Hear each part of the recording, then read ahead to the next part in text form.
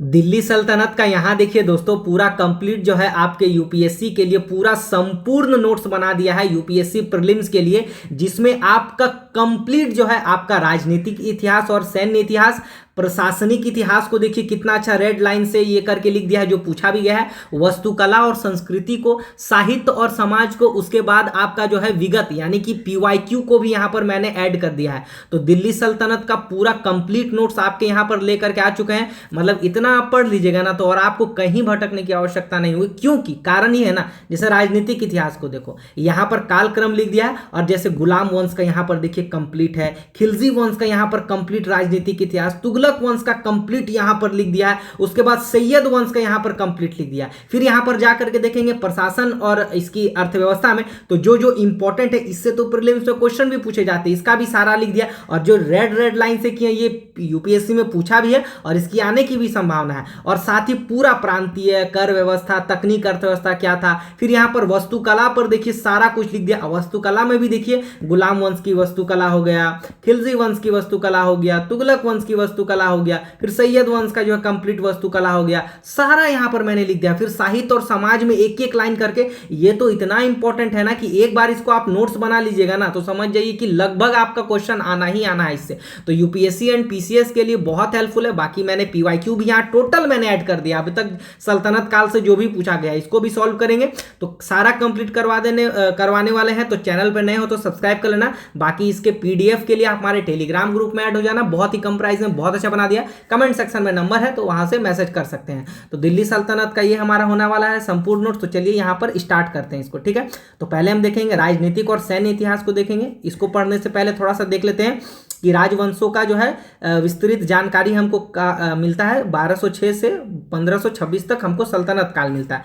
कालक्रम के अनुसार देखेंगे तो पहले गुलाम वंश आया, उसके बाद खिलजी वंश आया, उसके बाद तुगलक वंश आया, उसके बाद सैयद वंश आया, उसके बाद लोदी वंश आया। इसके बाद जो है ये 5 शासक चले, और क्रम आपको याद रखना है। डेट ये 1206 से 1290, ये इनसे इंपॉर्टेंट है कि आप क्रम को याद रखें। और इसमें भी सबसे लंबा काल जो है तुगलक काल का चला था, यहां देख सकते हैं, जो कि लगभग 94 साल तक ये चला था, ठीक है। इसके बाद सबसे कम खिलजी का चला था, तो ये इंपॉर्टेंट है।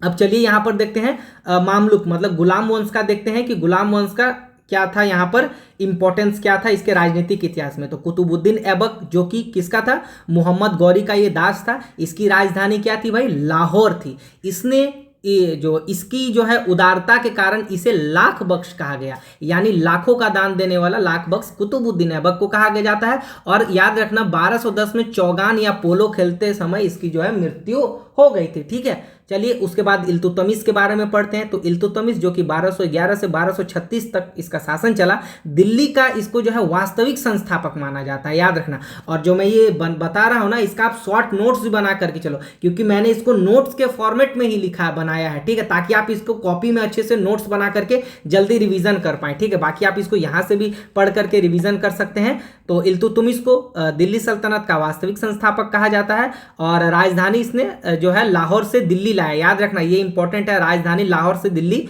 जो है इल्तुतमिश ने लाया। मंगोल आक्रमणकारी चंगेज खां से दिल्ली को बचाया। कारण क्या था कि ख्वारिज्म के राजकुमार जलालुद्दीन मांगबर्नी को शरण न देख करके, ठीक है।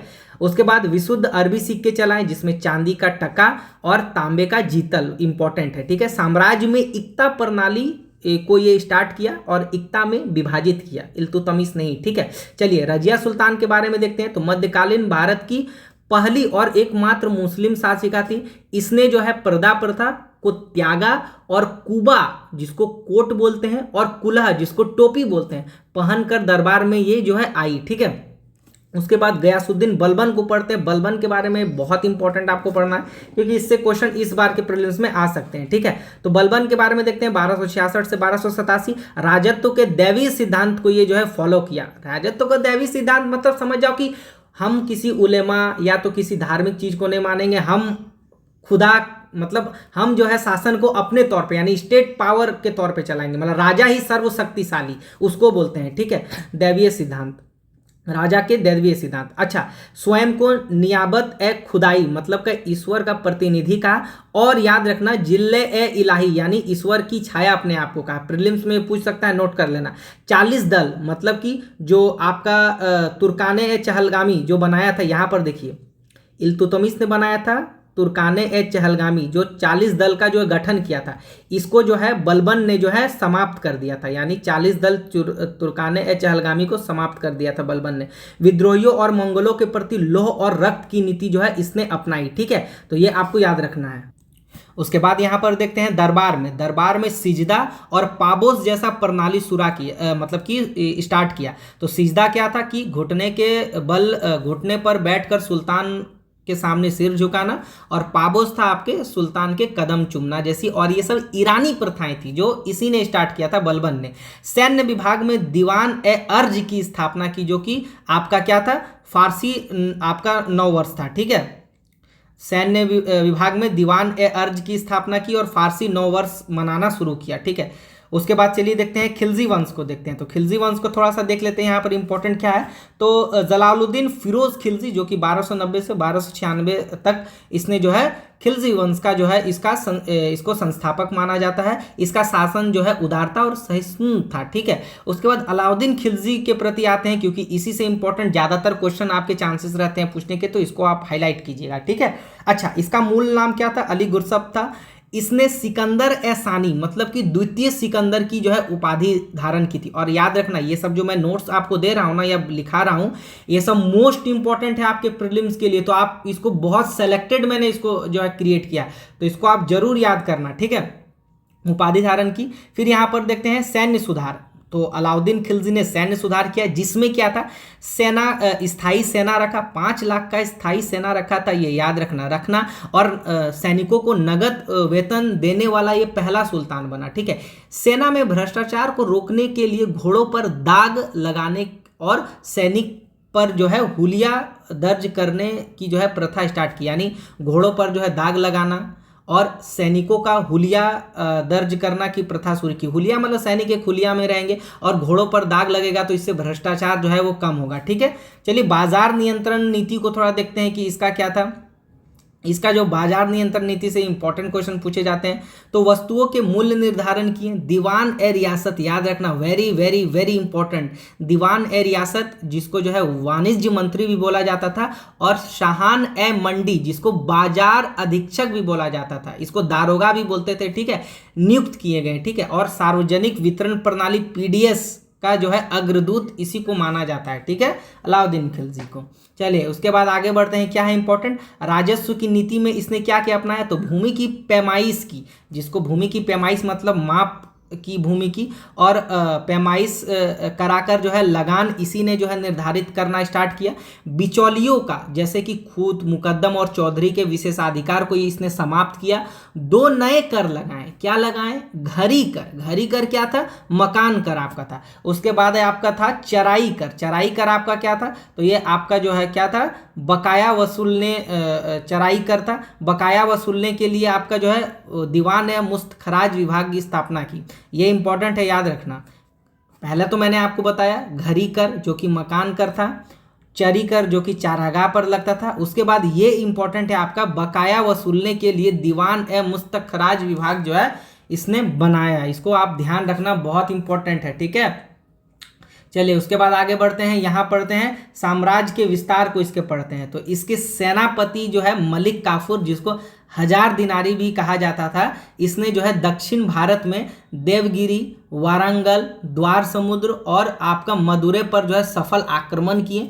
और यहाँ से याद रखना कि वारंगल के जो काकतीय शासक से जो है इसने क्या प्राप्त किए, काकतीय शासक जो रुद्रदेव था उससे जो है कोहिनूर हीरा जो है भेंट किया था, किसको, मलिक कफूर को। ठीक है, कोहिनूर हीरा भी जो है प्राप्त हुआ था मलिक कफूर को, किससे, रुद्रदेव जो थे शासक, रुद्रदेव से, है ना, जो कि काकतीय वंश के थे। ठीक है, चलिए ये तो हो गया कंप्लीट।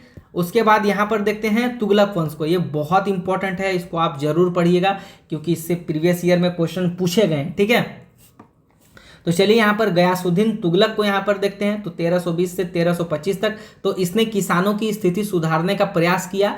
ये बहुत इंपॉर्टेंट, और जो रेड से मैंने हाईलाइट किया है ना, उसको तो आप जरूर याद करना। तो इसने क्या किया, गयासुद्दीन तुगलक ने, तो सिंचाई के लिए नहरों का निर्माण कराने वाला पहला सुल्तान जो आपका गयासुद्दीन तुगलक बना। राइट, उसके बाद चलिए पढ़ते हैं मोहम्मद बिन तुगलक को, यहाँ पर पढ़ते हैं। तो मोहम्मद बिन तुगलक जो है इसे जो है सबसे शिक्षित लेकिन असफल आदर्शवादी शासक कहा गया है। इसकी 5 प्रमुख जो विवाद वाली योजना जो है वो इसके कारण इसको जो है असफल कहा गया है, जो कि क्या क्या था इसको एक एक करके पढ़ते हैं। पहला तो है राजधानी परिवर्तन किया 1327 में, दिल्ली से देवगिरी ले गया, जो कि जिसका नाम इसने क्या रखा था, दौलताबाद रखा था, यानी दिल्ली से देवगिरी राजधानी जो है मोहम्मद बिन तुगलक ने स्टार्ट किया ताकि दक्षिण पर बेहतर नियंत्रण किया जा सके, लेकिन यह पूरी तरह विफल हो गया। ठीक है, ओके।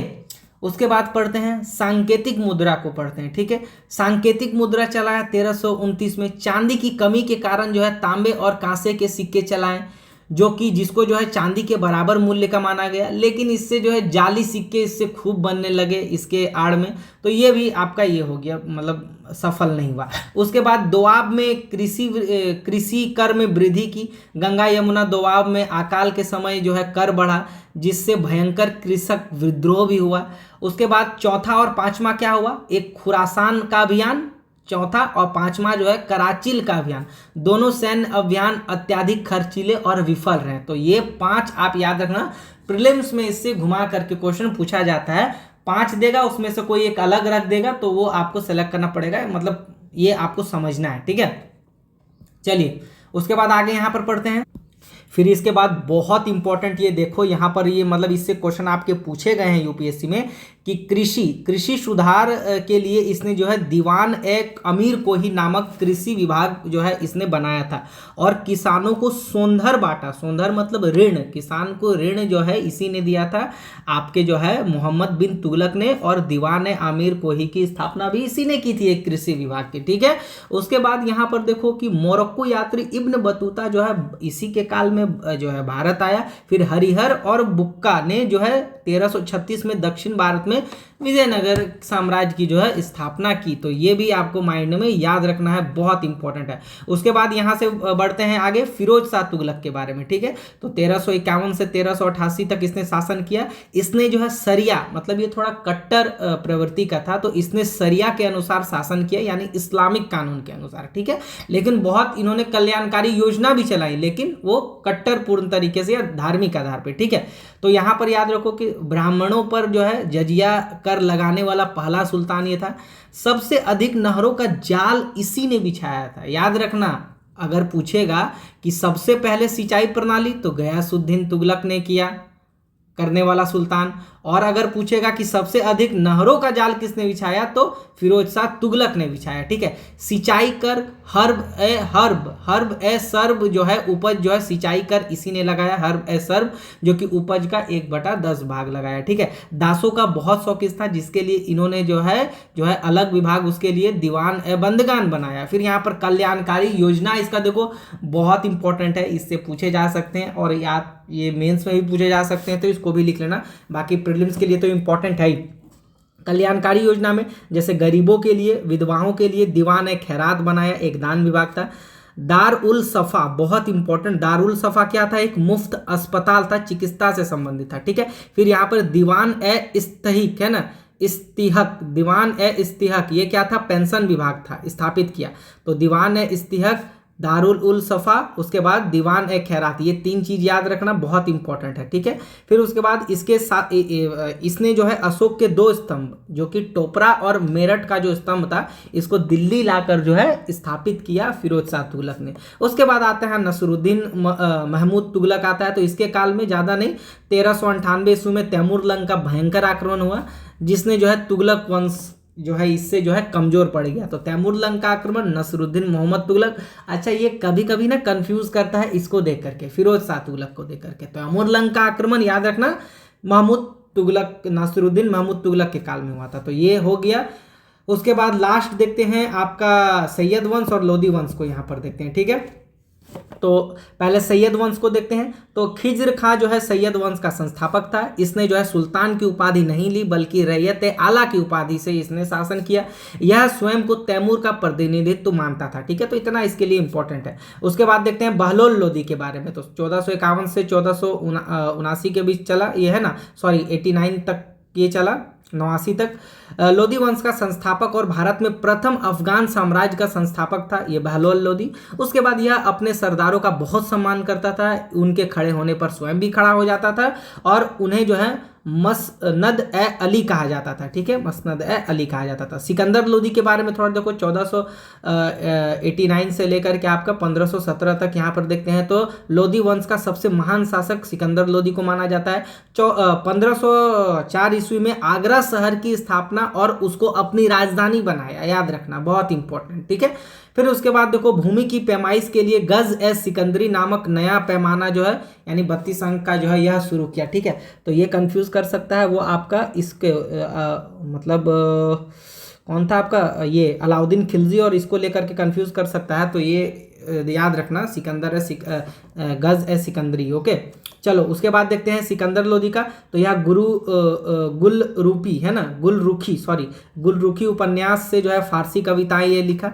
मुहर्रम पर तजिया निकालने और महिलाओं के पीरों संतों की मजार पर जाने पर प्रतिबंध लगा दिया। और एक इंपॉर्टेंट याद रखना, आयुर्वेद के ग्रंथ का जो है फरहंग ए सिकंदरी नाम से जो है फारसी अनुवाद भी कर रहा है। उसके बाद इब्राहिम लोदी के बारे में पढ़ो कि इब्राहिम लोदी जो 1517 से 1526 तक था, यह दिल्ली सल्तनत का अंतिम शासक था। 21 अप्रैल 1526 ईस्वी को पानीपत के प्रथम युद्ध में जो है मुगल आक्रमणकारी बाबर द्वारा पराजित हुआ और युद्ध भूमि पर मरा जाने वाला जो है ये दिल्ली का एकमात्र जो है सुल्तान ये जो है था। इसी के साथ दिल्ली सल्तनत का अंत और मुगल साम्राज्य का जो है उदय हुआ।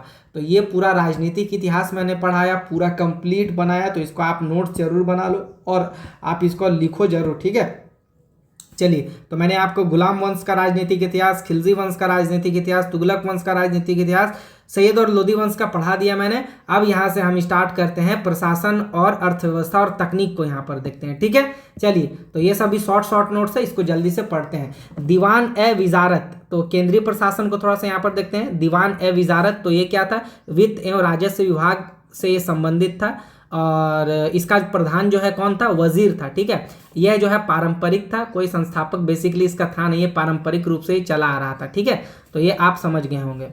चलिए, उसके बाद यहाँ पर पढ़ते हैं दीवान ए अर्ज। तो ये दीवान ए अर्ज क्या था, तो सैन्य विभाग था और ये इसका प्रधान को क्या कहते थे, अरीज ए मुमालिक कहते थे। इसका संस्थापक जो है बलबन था, याद रखना। ठीक है, उसके बाद यहाँ पर पढ़ो दीवान ए इंसा, ये इंपॉर्टेंट याद रखना, ये आपको पूछ सकता है इस बार। ठीक है, दीवान ए इंसा के बारे में पढ़ो, तो ये शाही पत्राचार विभाग था। इसका प्रधान को जो है दबीर ए मुबालिक कहा जाता था। संस्थापक भी इसका लगभग कोई नहीं था, लगभग पारंपरिक रूप से ही चलता आ रहा था। दीवान ए रसालत, ठीक है, तो ये विदेश मामला और धार्मिक दान या विभाग से ये संबंधित था, यह भी एक पारंपरिक था। उसके बाद ये पढ़ो बहुत इंपॉर्टेंट दीवान ए मुस्तखराज, तो ये क्या था, बकाया राजस्व जो था उसको वसूलने, मतलब कि बहुत जगह में तो आपका ये था ना, इक्ता में बांट दिया गया था। तो इक्ता में जब बांट दिया गया था तो उससे कुछ जो खेती वगैरह जो भी राजस्व आता था उसके कुछ बकाया वगैरह को वसूलने के लिए जो है दीवान मुस्तखराज को जो है स्थापित किया गया था,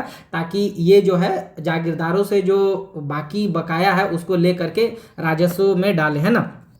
तो ये दीवान मुस्तखराज बकाया राजस्व वसूली विभाग था। ये अलाउद्दीन खिलजी ने इसको स्टार्ट किया था, याद रखना। ठीक है, ओके। उसके बाद दीवान ए रियासत, दीवान ए रियासत, ये जो है बाजार नियंत्रण और वाणिज्य विभाग से संबंधित था। अलाउद्दीन खिलजी ने इसको स्टार्ट किया था। दीवान ए आमिर कोही, वेरी इंपॉर्टेंट, ये आपके यूपीएससी के पीवाईक्यू में पूछा भी गया है। ठीक है, जो आगे हम डिस्कस भी करेंगे। तो ये कृषि विभाग से संबंधित था। मोहम्मद बिन तुगलक ने इसको जो है स्टार्ट किया था। ठीक है, दीवान ए बंदगान, दासों का विभाग था, जो कि फिरोज शाह तुगलक अभी आपने जो है इसको पढ़ा होगा। ठीक है, तो ये आप याद रखना, बहुत इंपॉर्टेंट। अच्छा, एक चीज, इसको कौन सा था आपका, एक जो हाँ बलबन, ये किए वाला दीवान ए अर्ज, और एक आपका याद रखना ये दीवान ए मुस्तखराज है ना, इसको अच्छे से पढ़ना, इनसे क्वेश्चन आ सकता है, खास करके ये दीवान दीवान ए अर्ज को है ना, बलबन वाला याद रखना। चलिए, प्रांतीय और स्थानीय शासन को थोड़ा सा प्रशासन को देखते हैं। तो सल्तनत साम्राज्य में निम्नलिखित पदानुक्रम के अनुसार इसको देखते हैं। पहले क्या था, इक्ता था।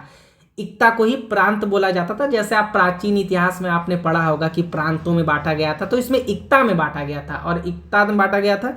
तो इसके प्रमुख को जो है क्या कहलाता था, इसके प्रमुख को मुक्ति या वली कहा जाता था। ठीक है, अच्छा, और इक्ता के बड़े भाग को मुक्ता कहा जाता था, तो याद रखना, ठीक है। इक्ता के नीचे आपका सिख था, सिख मतलब जिला हो गया आपका, ठीक है, तो इसको याद रखना। और सिकदार के ये अधीन होता था। फिर उसके सिख के नीचे फिर आपका परगना था, जिसको तहसील के तौर पे देखा गया।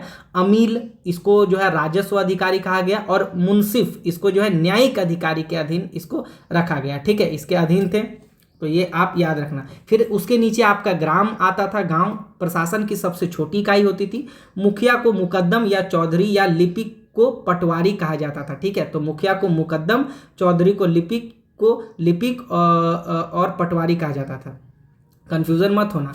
इक्ता के नीचे सिख, सिख के नीचे परगना, परगना के नीचे ग्राम, और जो है प्रशासन की सबसे छोटी इकाई ये थी, गांव था। और मुखिया को मुकद्दम या चौधरी कहा जाता था और लिपिक को पटवारी कहा जाता था, तो ये आप याद रखना, ठीक है। तो ये कभी कभी क्रम से भी पूछ सकता है। कर व्यवस्था को थोड़ा देखते हैं, टैक्स सिस्टम को। तो सल्तनत काल में मुख्य रूप से इस्लामी कानून यानी शरिया के आधार पर 5 प्रमुख कर जो है ये होते थे। एक था आपका उस्र, एक था खराज, एक था खुम्स, और एक आपका जकात, और एक जजिया था। उस्र क्या था? तो मुसलमानों से लिया जाने वाला भूमि कर था, जो 5 से अमूमन 10% होता था।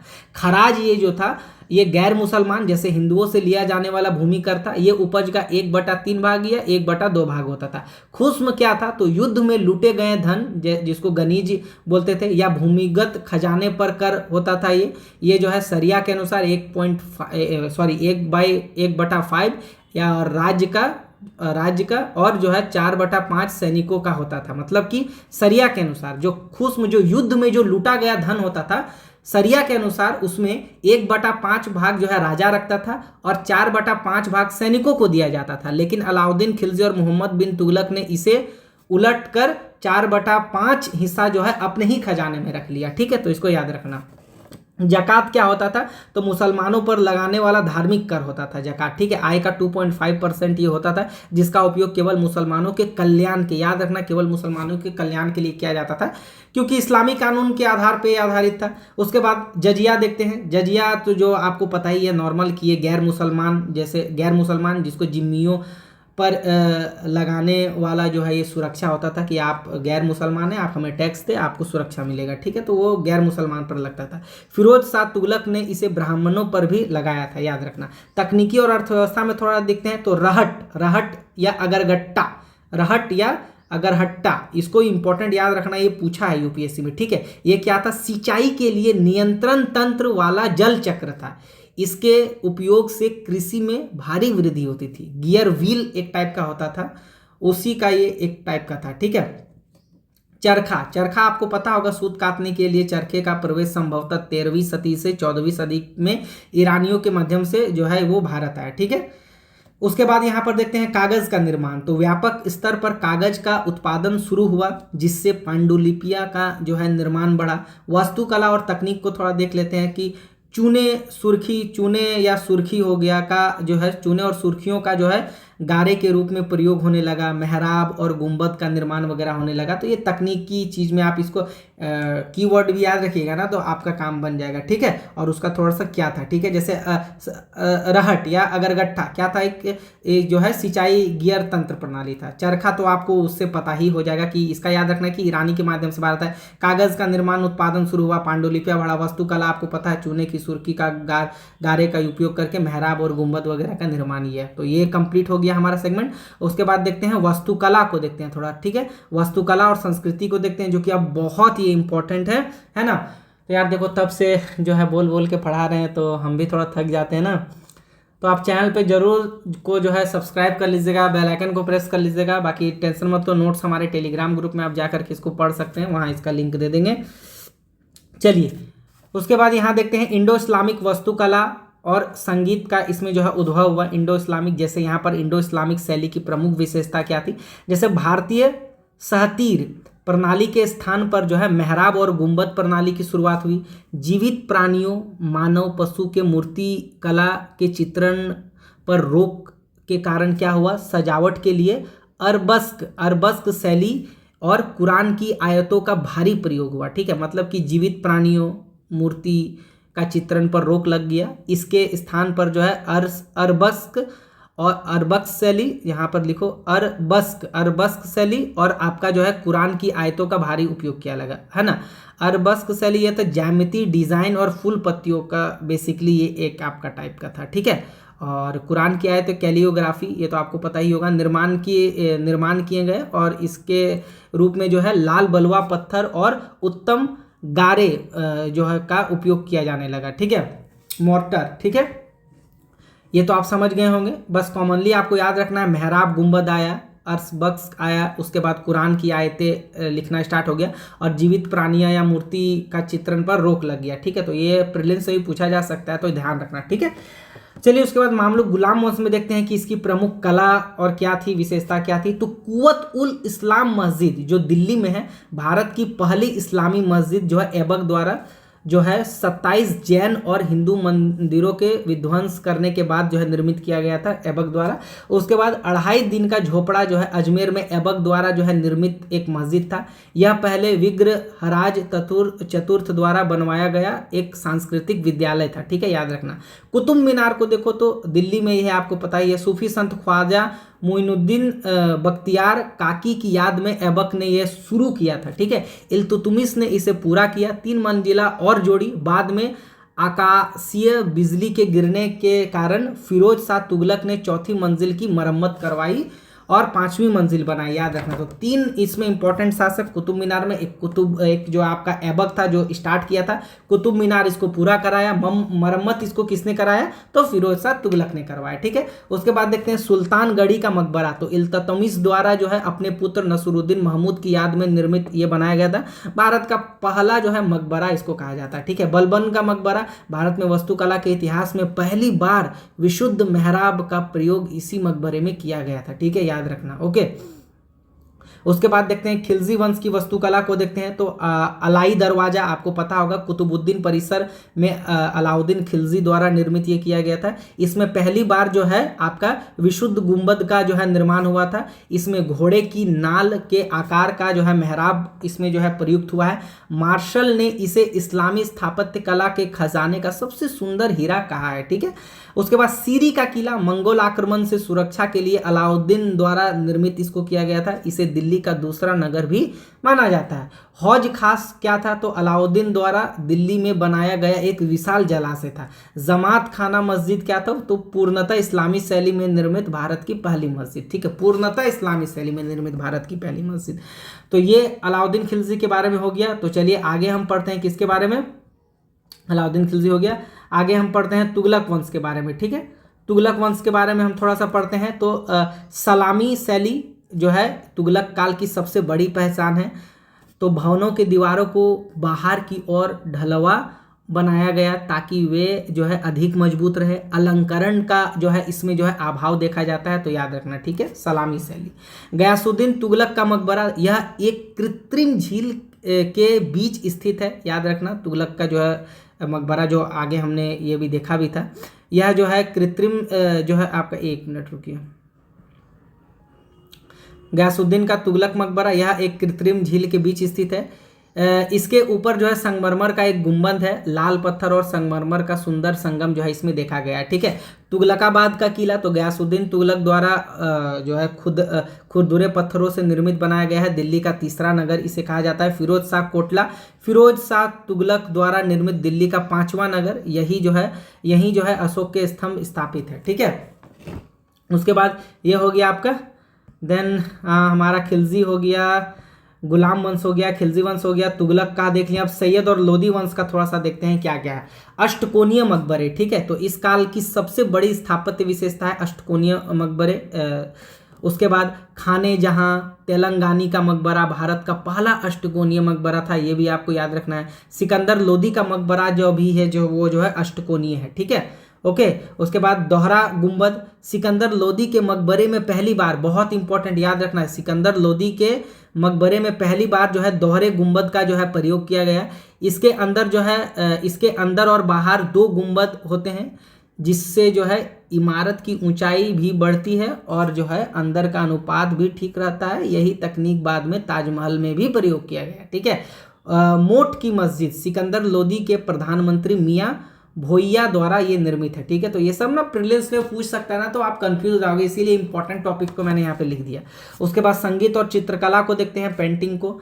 तो अमीर खुसरो ने क्या करा, इन्हें तूतीय हिंद कहा जाता है, अमीर खुसरो को तूतीय हिंद कहा जाता है। इन्होंने भारतीय और इस्लामी संगीत का मिश्रण किया, जिसे इन्हें जो है सितार और तबला के आविष्कार का भी श्रेय दिया जाता है। ठीक है, इन्होंने जो है गायन, ख्याल, कव्वाली और तराना विधाओं का जो है विकास किया। राजमान सिंह तोमर ग्वालियर के, इसके बारे में भी देख लो, इन्होंने जो है संगीत पर एक महान ग्रंथ मान कौतूहल का जो है संकलन करवाया। ध्रुतपद गायन शैली के विकास में इनका बड़ा योगदान है। चित्रकला थोड़ा देखते हैं इस काल में, तो इस्लाम में जीव जंतुओं के चित्रण पर जो है प्रतिबंध था, इसीलिए इस काल में स्वतंत्र चित्रकला का विकास नहीं हुआ, परंतु पुस्तकों और पांडुलिपियों को सजाने के लिए कला जो है वो विकसित हुई। आपको पता है कागज वगैरह का डेवलपमेंट विकास हुआ, तो उससे पांडुलिपियाँ जो है सजाने की वो विकसित हुई। तो ये आप याद रखना, बहुत इंपॉर्टेंट फैक्ट्स और एनालिसिस डिस्कस कर रहे हैं। ठीक है, तो मैंने आपका कंप्लीट आपका गुलाम वंश की कला, खिलजी, तुगलक और सैयद और इसका मैंने कर दिया। ठीक है, अब थोड़ा साहित्य और समाज को थोड़ा सा देखते हैं इंपॉर्टेंट क्या है। ठीक है, तो यार इतना बोलते बोलते ना हम भी थक जाते हैं, तो ऐसे कंप्लीट आपको करवाना है, एग्जाम भी सामने है, तो इसीलिए इसको कंप्लीट कर रहे हैं। तो चलिए प्रमुख दरबारी साहित्य और ग्रंथ को देखते हैं, इससे भी कभी कभी क्वेश्चन पूछे जाते हैं। यहाँ पर देख लो लिखा हुआ है कि यूपीएससी प्रारंभिक परीक्षा के लिए इसको सुमेलित करने के लिए ये बहुत इंपॉर्टेंट है। ठीक है, तो ये आता है, चलिए अच्छे से इसको पढ़िए क्योंकि इससे क्वेश्चन आपके आएंगे ही आएंगे। ठीक है, पहला किताब उल हिंद, जिसको तकिए ए हिंद भी कहा जाता है, इसके लेखक कौन है, तो इसके लेखक है अल बरूनी है। ठीक है, विषय वस्तु तथ्य या महत्वपूर्ण क्या है, तो महमूद गजनवी के साथ ये भारत आया था अल बरूनी। इसने 11वीं सदी के बीच जो है भारतीय समाज, दर्शन, गणित, ज्योतिषी और धर्म का जो है निष्पक्ष जो है वर्णन किया था। उसके बाद यहाँ पर देखते हैं तबाकत ए नासरी देखते हैं, तो मिन हाउस उस सिराज इसके लेखक हैं। यह जो क्या है, यह पुस्तक जो है इल्तुतमिश से लेकर के नसरुद्दीन महमूद तक का इतिहास बताती है। लेखक ने इसे नसरुद्दीन महमूद को ही समर्पित किया था, याद रखना, वेरी ये इंपॉर्टेंट है। फिर आते हैं तारिक ए फिरोज शाही, बहुत इंपॉर्टेंट, जियाउद्दीन बर्नी इसके लेखक हैं। बलबन के शासन से लेकर के फिरोज शाह तुगलक के प्रारंभिक 6 वर्षों तक का इसमें इतिहास है। अच्छा याद रखना, अलाउद्दीन के दरबार में बाजार नियंत्रण और मोहम्मद बिन तुगलक MBT, मोहम्मद बिन तुगलक की नीतियों की सबसे प्रामाणिक जानकारी ये देता है। मतलब मैं बोल रहा हूँ ना, अभी जितना पढ़ा ना, तो समझ जाइए, एक सभी तो इम्पोर्टेंट है लेकिन ये आपके लिए मोस्ट इंपॉर्टेंट है, क्योंकि इससे प्रीलिम से मिलान करने भी आ सकता है और ऐसे डायरेक्ट भी आपके लिए क्वेश्चन एनालिसिस पे कथन के तौर पे पूछा जा सकता है। ठीक है, फिर उसके बाद देखते हैं खजाइन उल फुतूह देखते हैं। ठीक है, तारिक ए अलाई भी इसको बोला जाता है। खजाइन उल फुतूह के लेखक अमीर खुसरो। अलाउद्दीन खिलजी के विजय अभियान, खास करके दक्षिण भारत का जो है इसमें प्रत्यक्ष वर्णन किया गया है। नूर सिपेहर क्या है, तो अमीर खुसरो द्वारा इसको लिखा गया है। कुतुबुद्दीन मुबारक खिलजी के समय का ये जो है, इसमें जो है भारत की जलवायु, पशु पक्षियों और संस्कृतियों का जमकर प्रशंसा इसमें जो है की गई है। तुगलकनामा अमीर खुसरो द्वारा ये लिखा गया है। अमीर खुसरो की अंतिम ऐतिहासिक और मसनवी ये जो है पुस्तक है। गयासुद्दीन तुगलक के सत्तारूढ़ होने का जो है इसमें वर्णन किया गया है। रहला इसमें देखिए इंपॉर्टेंट है, तो इब्न बतूता रहला जो लिखा गया है इब्न बतूता के द्वारा। अरबी भाषा में रचित यात्रा वृत्तांत है 1333 में। मोहम्मद बिन तुगलक के समय भारत ये जो है आया था, याद रखना, मैंने वहां भी बताया था। इब्न बतूता जो है भारत मोहम्मद बिन तुगलक के समय में आया था। और याद रखना, ये इसको लिख लो, भारतीय डाक व्यवस्था और सती प्रथा का सजीव इसमें जो है वर्णन किया गया है इब्न बतूता की किताब रहला में। ठीक है, उसके बाद फुतुहात ए फिरोज शाह तुगलक द्वारा इसको लिखा गया। यह सुल्तान फिरोज शाह तुगलक शाह की स्वयं आत्मकथा है।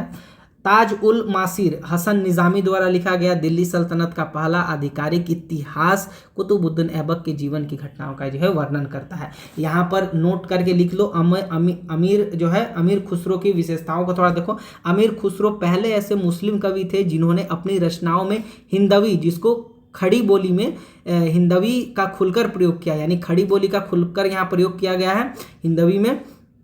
वे सूफी संत निजामुद्दीन औलिया के शिष्य थे।